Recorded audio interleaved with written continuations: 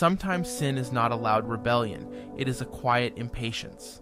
In Exodus 32:1-6, Israel does not renounce God with their mouths. They just get tired of waiting on him, and that is when idolatry slips in.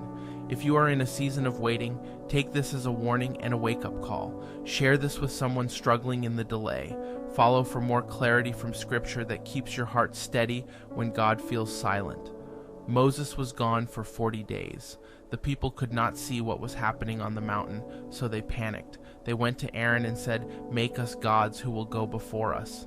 They knew it was the Lord who brought them out of Egypt, but now they wanted something they could see, something they could control. Commentators point out this was not a complete rejection of God. It was an attempt to finish in the flesh what God had begun in the spirit. They wanted a God on their terms.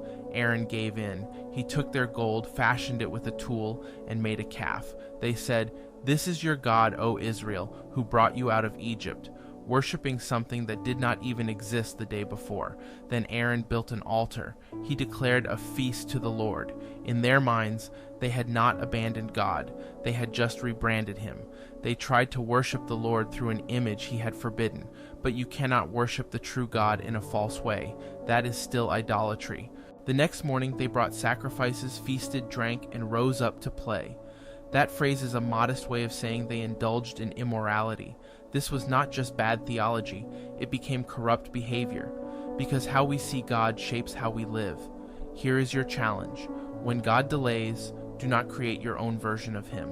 Do not build golden calves from your comfort, your timeline, or your fears. Wait on the real God. He may be unseen, but he is never absent. And the moment you trade faith for control, you start worshiping something far smaller than the God who saved you. Tear down your idols. Trust his timing.